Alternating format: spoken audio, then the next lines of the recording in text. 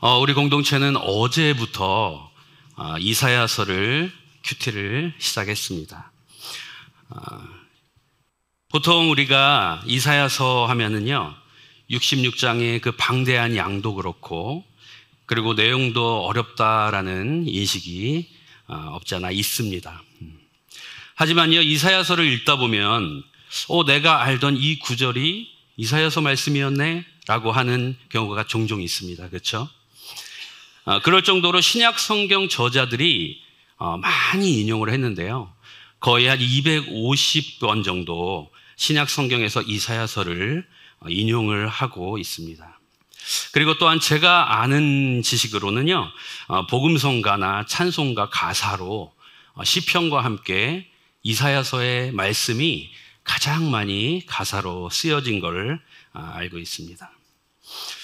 그리고 무엇보다 이사야서가 더 친근감이 있는 거는요, 예수님도 성경 중에 이사야서를 가장 좋아하셨던 것 같습니다. 예수님께서 마귀의 시험을 받으시고 공생애를 시작하기 전에 시작하실 때에 나사렛 다시 동네로 돌아오셔서 회당에서 성경 말씀을 읽으시죠. 성경 말씀을 읽으실 때 바로 그때 읽었던 내용이 이사야서 61장 1절에서 2절 말씀입니다.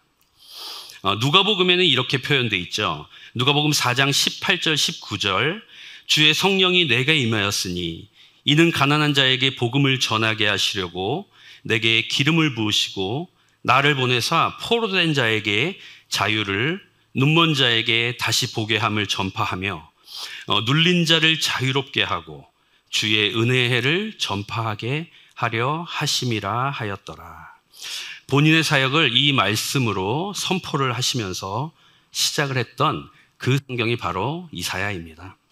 그래서 여러분들 구약 성경 예수 그리스도의 예표를 가장 많이 나타내주고 있는 이 이사야서를 앞으로 세 달간 우리가 묵상할 건데요. 3달 동안 포기하지 마시고 끝까지 큐티에 집중하시기 바랍니다. 우리 공동체 안에 귀한 은혜가 있을 줄로 믿습니다. 아멘. 이사야서의 저자는요, 이사야입니다. 남유다의 우시야 왕부터 그리고 히스기야, 그리고 거쳐서 그 므낫세 왕까지 여러 왕을 거쳐가면서 한 60년 정도 가까이 남유다의 선지자로 사역을 했던 사람이었죠. 그 당시 이스라엘은 복의 근원이었고, 그리고 제사장의 나라로 하나님께 쓰임을 받아야 되는데도 불구하고 그 정체성을 잃어버리고 하나님을 의지하는 것이 아니라 주변 강대국을 의지하면서 점점 영적으로도 쇠퇴해 가던 시절이었습니다. 이사야의 이름의 뜻이 무엇이냐면요, 하나님께 구원이 있다라는 뜻인데요. 그 하나님께 구원의 있음을 선포하며 끝까지 남유다의 하나님의 이름을 선포했던 선지자였죠. 오늘 본문 6장은요, 그 어두운 시기에 한 줄기 빛으로 이사야를 부르신 우리가 너무나 유명하게 잘 알고 있는 이사야의 소명장이라고 합니다. 그러나 이 소명장이라는 별칭 때문일까요? 우리 모두가 이 소명이라는 것에만 집중돼 있어서 이 오늘 본문이 가지고 있는 정말 소중한 하나님의 뜻을 혹 잠깐 잊어버리고 있지는 않는지 생각이 듭니다. 본문을 계속해서 읽다 보면은요, 소명이라는 단어보다 점점 더 강하게 드러나는 단어가 하나 있습니다. 그것은 바로 예배입니다. 오늘 본문은요, 예배에 필요한 요소들을 모두 담고 있습니다. 혹 교과서와 같습니다. 그렇다면 오늘 본문을 통해서 하나님이 쓰시는 그 한 사람, 그 예배자가 되기 위해 우리의 예배를 비춰보기를 소망합니다. 짧게 7가지를 한번 나누도록 하겠는데요. 그래서 어떻게 보면은 설교 형식보다는 세미나 형식과 설교 형식이 같이 이렇게 짬뽕이 되어 있는 것 같다라고 생각하시면 될 것 같습니다. 첫 번째 우리가 예배 가운데 꼭 필요한 것은 예배의 대상입니다. 예배의 대상을 정확히 아는 것이 우리 예배 가운데 너무나 중요하죠. 1절 함께 보시겠습니다. 우시야 왕이 죽던 해에 내가 본즉 주께서 높이 들린 보좌에 앉으셨는데 그의 옷자락은 성전에 가득하였고. 우시야 왕의 죽음을 밝히는 것은요, 우시야 왕 이후에 남유다가 급속도로 쇠퇴의 길을 걷기 때문에 우시야 왕이 죽던 해에 이사야가 부름받음을 나타내고 있습니다.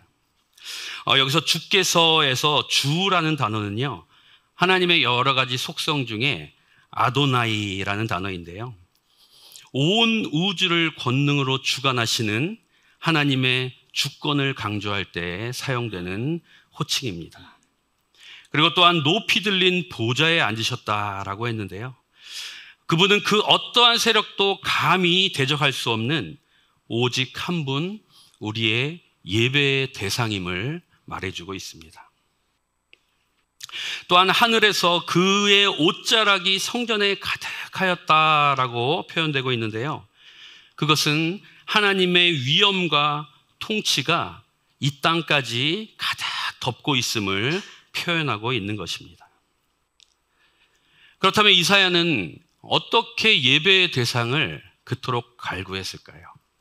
우리는 한 단어에서 우리는 힌트를 찾을 수 있는데요, 내가 본즉이라는 단어입니다. 이사야가 영의 눈을 열고 예배의 대상인 하나님을 보고 찾았다는 것입니다. 여기에 쓰인 보다라는 단어는요, 히브리어로 라하라는 단어입니다. 이 라하라는 단어는요, 보는 주체의 강한 능동적 의지가 강조된 단어입니다. 다시 말해서 이사야는 예배의 대상이 하나님이심을 집중해서 바라보았다는 것입니다. 그리고 이번 한 번만의 예배가 아닌 이전에도 계속해서 예배 때마다 강한 의지로 하나님을 찾고자 노력했다라는 것입니다. 그랬기에 하나님께서는 당신의 영광스러운 그 모습을 이사야에게 보이신 것입니다. 우리 예배의 대상을 늘 찾고 계십니까? 대상이 없는 예배는요, 아무 의미 없는 행동입니다. 그 이상 그 이하도 아닙니다. 우리의 모든 예배 가운데 그 예배의 대상이 하나님이심을 늘 마음에 담고 예배하시는 저와 여러분이 되시기를 주님의 이름으로 축복합니다. 두 번째 예배의 요소는요, 찬양의 자세입니다. 2절을 함께 읽겠습니다. 시작. 스랍들이 모시고 섰는데 각기 6 날개가 있어 그 둘로는 자기의 얼굴을 가리었고 그 둘로는 자기의 발을 가리었고 그 둘로는 날며. 3절은 제가 읽겠습니다. 서로 불러 이르되 거룩하다 거룩하다 거룩하다 만군의 여호와여 그의 영광이 온 땅에 충만하도다 하더라. 지난 주일 말씀에도 우리는요, 하나님의 이름이 거룩히 여김을 받도록 기도해야 된다라고 배웠습니다. 천사들이 지금 이 땅에 충만한 하나님의 영광을 거룩하다 거룩하다 거룩하다 이렇게 찬양을 하고 있습니다. 하나님을 찬양하는 것은요, 예배 가운데, 아니 우리의 삶 가운데 모든 순간마다 이루어져야 할 모습입니다. 왜 그렇습니까? 같은 이사야죠. 43장 21절에 이렇게 써 있습니다. 이 백성은 내가 나를 위하여 지었나니 나를 찬송하게 하려 함이니라. 많이 들어보셨죠? 이사야 4321 외우기도 쉽습니다. 늘 외우고 다니시면서 하나님이 나를 창조하신 목적이 찬양하는 거였지. 늘 찬양하시기 바랍니다. 그런데 오늘 제가 주목하고 싶은 부분은요, 찬양하는 그 자체가 아니라 천사들의 찬양하는 모습입니다. 6 날개 중에 둘은 얼굴을 가리고 둘은 날고 또한 둘은 발을 가리고 있다라고 합니다. 거룩하신 하나님을 찬양하는 것을 이사야가 보고 있는데요, 얼굴을 가린다는 것은 천사들조차도 감히 하나님 앞에 그 영광스러운 광채에 눈을 뜨기 힘들어서 얼굴을 가리고 있습니다.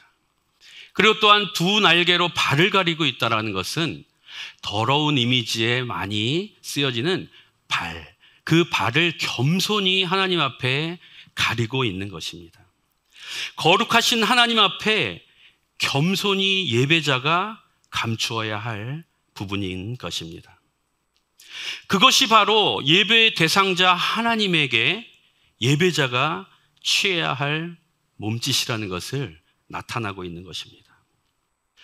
구약 성경에서 예배라는 단어가 가장 많이 쓰여진 히브리어는요, 엎드려 절하다라는 뜻을 가지고 있는 샤하라는 단어입니다.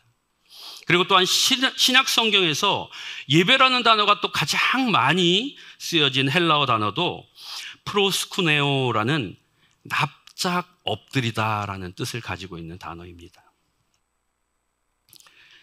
저는 찬양 인도할 때마다, 정말 예배 드리면서 찬양 인도할 때마다 앞에서 정말 눈물을 흘리고 겸손히 하나님 앞에 찬양하는 성도들을 볼 때면 함께 울컥하며 감사와 은혜로 찬양을 합니다.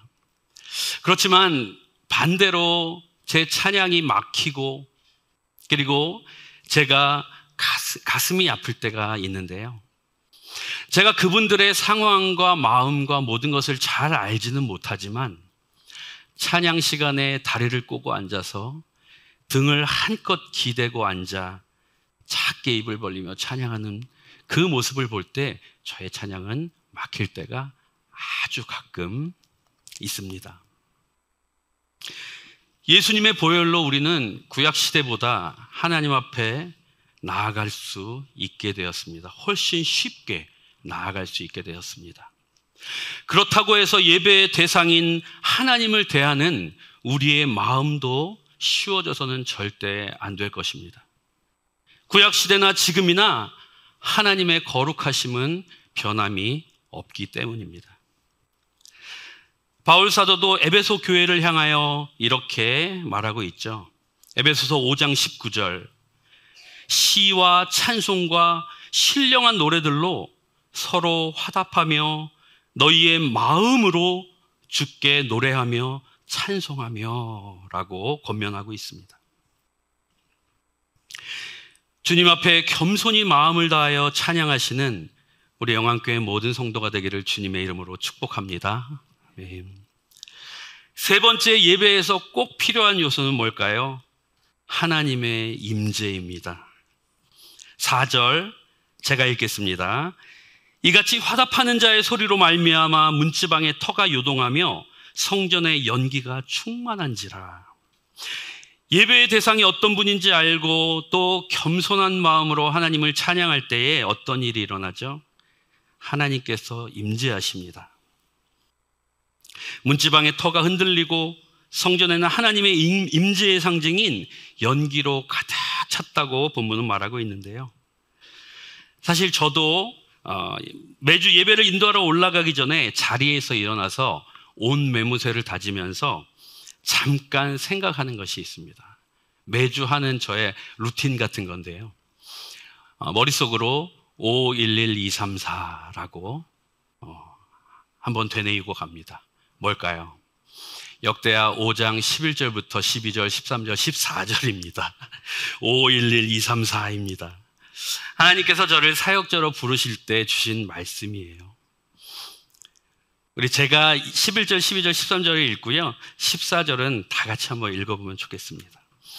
이때 제사장들이 그 반열대로 하지 않고 스스로 정결하게 하고 성소에 있다가 나오매 노래하는 레위 사람 아삽과 제 롤모델입니다. 아삽, 헤만과 여두둔과 그의 아들들과 형제들이 다 세마포를 입고 제단 동쪽에 서서 제금과 비파와 수금을 잡고 또 나팔 부는 제사장 120명이 함께 서 있다가 나팔 부는 자와 노래하는 자들이 일제히 소리를 내어 여호와를 찬송하며 감사하는데 나팔 불고 제금 치고 모든 악기를 울리며 소리를 높여 여호와를 찬송하여 이르되 선하시도다 그의 자비하심이 영원히 있도다 하매 그때 여호와의 전에 구름이 가득한지라. 함께 읽습니다.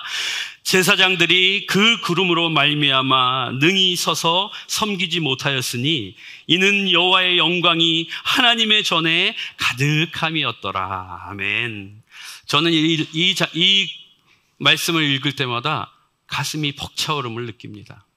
하나님의 영광의 임재가 가득 차서 예배 인도하시는 우리 목사님들이 정말 어떻게 서서 어떻게 해야 될지를 모를 정도로 하나님의 영광이 가득한 그 예배, 우리 영암교회 가운데 매주 그 예배가 되기를 소망하는 마음으로 저는 올라갑니다.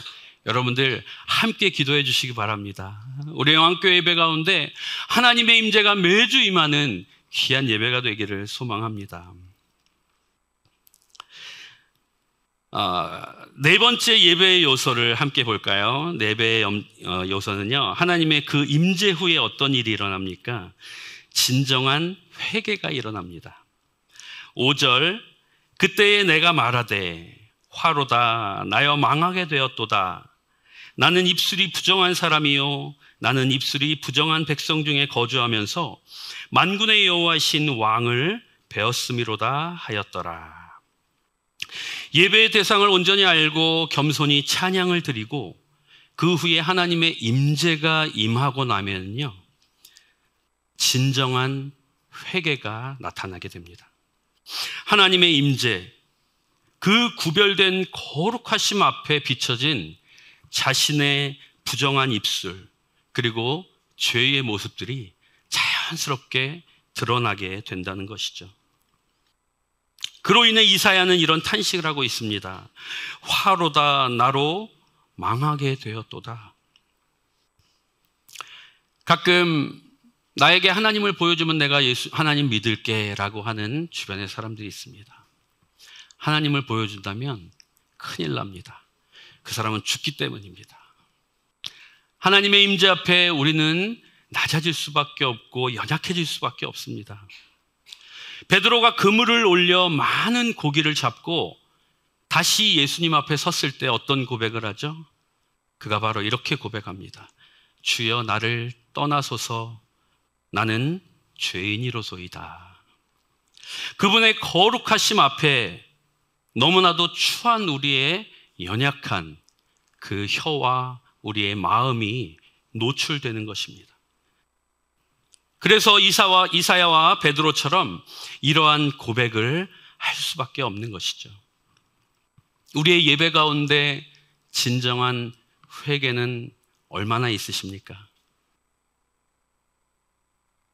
제 자신에게서부터 그 진정한 회개가 빠져 있음을 보게 됩니다. 지난 한 주간, 아니 오늘 하루도 우리가 알게 모르게 짓는 그 마음의 생각과 말과 행동으로 얼마나 많은 죄를 지었을까요? 그런데도 안 그런 척 주님 앞에 설 때가 얼마나 많습니까?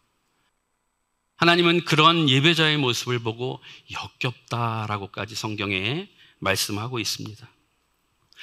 우리의 예배 가운데 죄에 대한 자각과 참된 회개가 없다면 그 예배에는 중요한 요소가 빠져 있는 것입니다.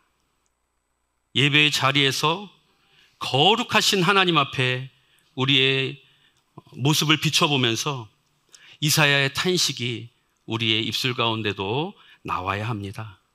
그리고 그 탄식과 함께 주님의 은혜를 구해야 합니다. 그렇게 될 때 비로소 주님은 예수 그리스도의 보혈로 우리를 다시 새롭게 하실 것입니다. 진정한 회개는 죄사함의 은혜, 곧 회복을 허락하시는데요. 그것이 바로 5번째 예배의 요소입니다. 죄사함, 회복입니다. 6절입니다. 그때 그 스랍 중에 하나가 부젓가락으로 제단에서 집은 바 핀 숯을 손에 가지고 내게로 날아와서 그것을 내 입술에 대며 이르되 보라 이것이 내 입에 닿았으니 내 악이 제하여졌고 내 죄가 사하여졌느니라 하더라. 이사야가 진정한 회개를 했을 때 하나님께서 천사를 보내어 제단에서 핀 숯을 취해다가 그의 입술에 대죠. 그리고 죄 사함을 선포하십니다. 이것이 내 입에 닿았으니 내 악이 제하여졌고 내 죄가 사하여졌느니라. 이처럼 우리가 우리의 죄를 자백하고 회개할 때에 하나님께서는 예수 그리스도의 보혈로 깨끗하게 하시고 다시금 정결케 하실 줄로 믿습니다. 지으신 그대로 다시 회복시키는 하나님의 놀라우신 사랑과 은혜입니다. 제가 중학교 1학년 때 도저히 이해하지 못할 일이 있었습니다. 중학교 1학년 수련회 시간이었습니다. 그때 기도원으로 수련회를 많이 갔었거든요. 낮에는 우리 교회 프로그램을 하고 저녁 때는 기도원 연합 집회를 참석했어요. 한 500명 정도, 그때 기도원이 굉장히 많이 사람들이 많았는데 한 500명 정도 참석한 집회에서 강사님은 설교를 마치시고 나서 결단송으로 익은 곡식 거둘 자가 없는 이때에 하면서 마지막 가사 재단 숯불 내 입술에 대니 어찌 주저할까 주여 나를 보내주소서 하는데 저게 무슨 뜻이지? 한참 고민을 했습니다. 재단 숯불을 내 입술에 대니 어찌 주저할까? 왜 나를 보낼까? 그러면서 초대를 하십니다. 우리 교회 전도사님은 우리 교회도 한 명 나가야 되지 않겠냐고 해서 계속 뒤를 돌아봅니다. 역시 저를 쳐다보십니다. 바로 눈을 깔았습니다. 저는 재단 숯불을 진짜로 제 입에 댈 줄로 알았는데 제가 이 구절의 뜻을 조금이라도 일찍 알았으면 목사가 조금 더 빨리 됐을 것 같습니다.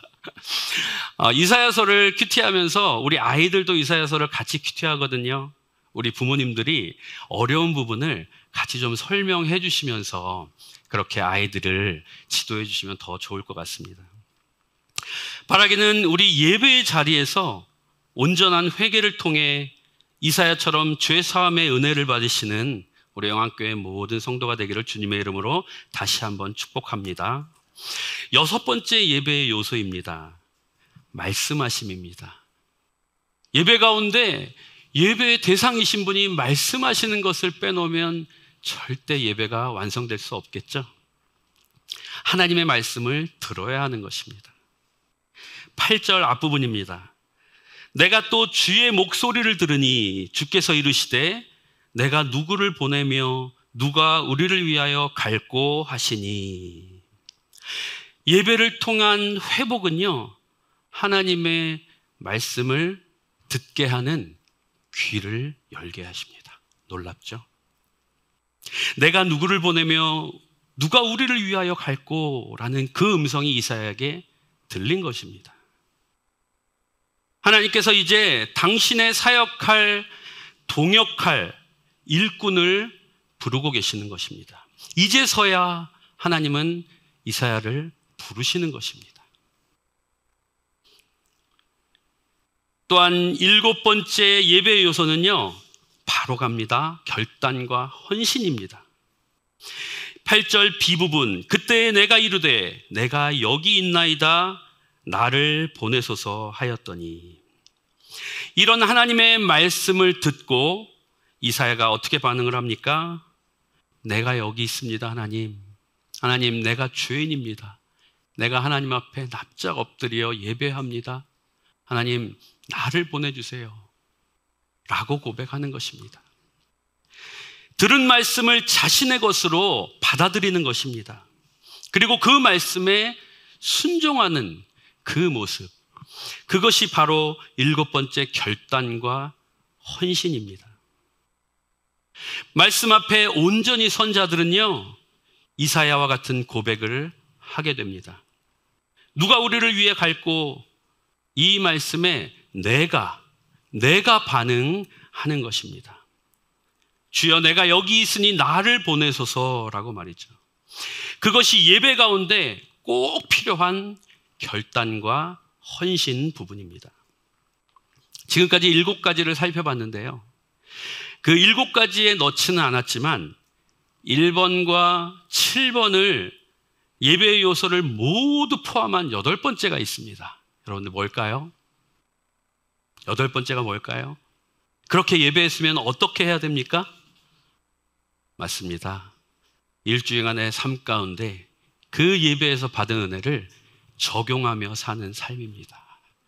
그것이 1번부터 7번 모두를 합한 그 예배의 삶을 사는 것, 그것이 바로 적용, 예배의 마지막 요소입니다.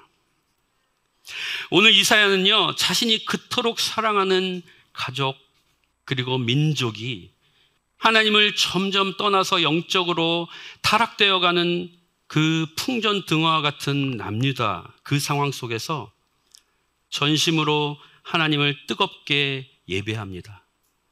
결국 그 예배는 하나님께서 받으셨고 이사야를 하나님의 한 사람으로 선택하십니다. 그 선택의 기준은 예배자였습니다. 여러분, 지금 우리의 상황은 어떨까요? 강대국이 막 자기네 종교를 가지고 와가지고 우리의 신앙을 막 침범하면 막 그렇습니까? 아니죠. 절대 그런 일이 일어날 수는 없습니다. 오히려 기술의 발달과 그리고 인터넷 미디어 그리고 취미 생활의 발달과 함께 그 모든 것이 편안함으로 인해서 아주 조금씩 보이지 않게 우리와 하나님을 멀어지게 하고 있습니다. 어쩌면 이사야 남유다 시대보다 저는 지금이 더 위험한 시대가 아닌가라는 생각을 해봅니다. 다음 세대는 어떤가요? 게임과 마약에 점점 중독되어 죽어가고 있습니다. 지금 이 시간에도 하나님은요, 한 사람 예배자를 찾고 있습니다. 바라기는 그 한 사람이 저와 여러분 그리고 우리 영안교회 모든 성도가 되기를 주님의 이름으로 축복합니다. 아멘.